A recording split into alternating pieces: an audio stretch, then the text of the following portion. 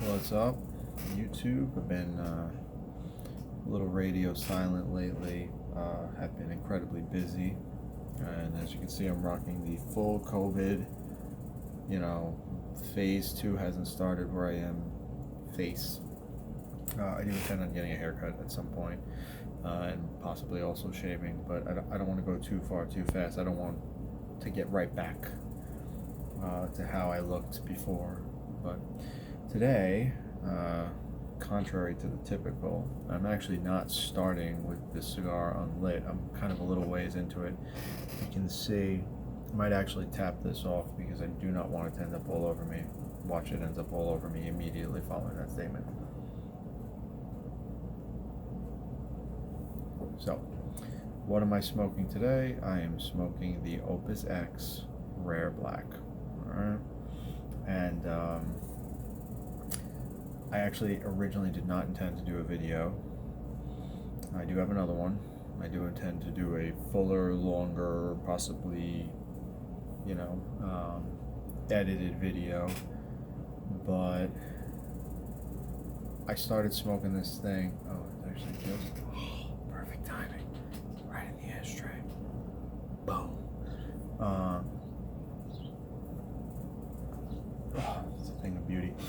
I started smoking this cigar, and I needed to do this video.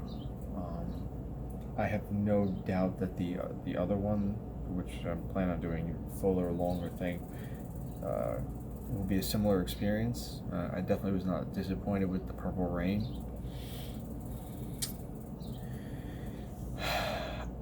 I am fairly confident that this is the best cigar I've ever had in my life. I have had a lot of cigars. I've had a lot of Opuses. I've had cigars from every single country. I've had the really high-end expensive Cubans and the low-end Cubans that you get on the beach from some guy that swears that he's the great-grandson of the greatest roller that ever lived. I have had high-end Dominicans. I've had Nicaraguan puros. I've had everything from... This is amazing. It's no doubt in my mind this is why they're so expensive and hard to come by.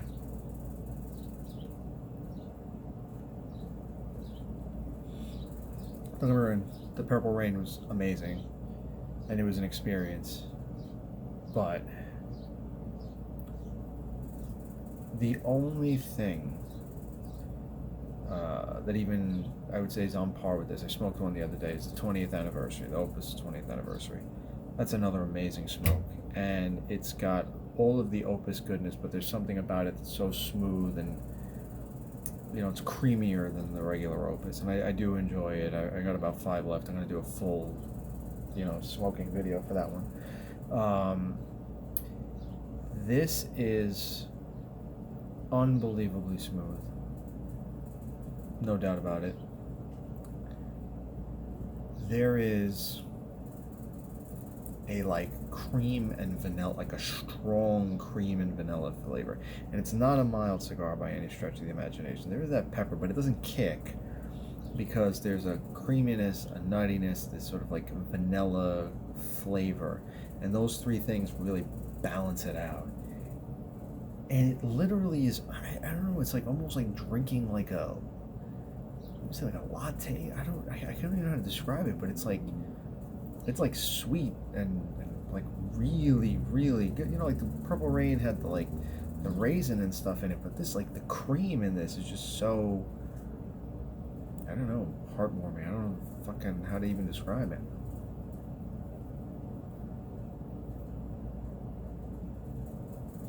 You taste it on the tongue for sure. You really get it on the retro, and when you have that really good retrohale, and it leaves this flavor on the back. And by the way, I'm drinking this with a cup of coffee because I start drinking coffee at 4 o'clock in the morning, and I stop drinking coffee when it's time to go to bed, which I just literally consider a gap between my last and my first cup of coffee. But this goes so good with coffee. It's literally like coffee and cream. I know they're tough to come by. I know they're not cheap, but I will tell you, if you can get your hands on a rare black, get a rare black. It is amazing. Period.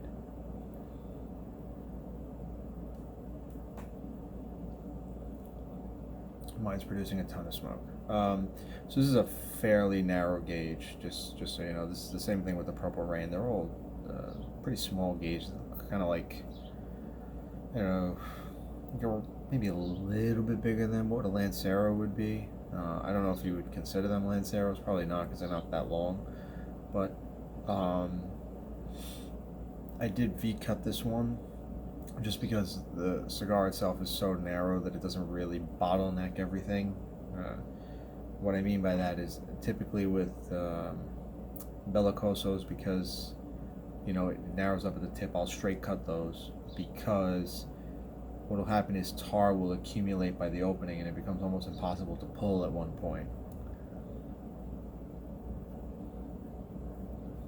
But you don't really get that problem with a Parejo because the V-cut is far longer, so there's a lot more of an open area. This, however, because it's not, Bellicoso is, the 20th anniversary, for argument's sake. It's maybe like a 48 ring gauge, 50. I'm probably off. I don't remember off the top of my head what it is, but compare the two, this is far narrower. So, anywho, hope everyone's doing well. Just wanted to share this and really kind of talk about this. I'm gonna do there's 3 cigars that I have left that I plan on doing lengthier reviews. Maybe 2 more outside of that. I don't know. I haven't decided exactly yet. But I'm gonna do like a full stick kind of smoke talk review on the Rare Black. I'm gonna do a full stick smoke talk review on the Purple Rain and the 20th anniversary. I might do one for the remaining Oro Oscuros that I have. I have one Don Carlos Aniversario that is, I think, a 2014 blend. I really loved those ones. I wish I had gotten more, but I'll probably do one for that. And then I have one of the Oro Oscuros. It's also a 2014 blend. I don't know if anybody actually watches these and you want to, put a vote in, do or don't do any of the ones that I just mentioned, let me know.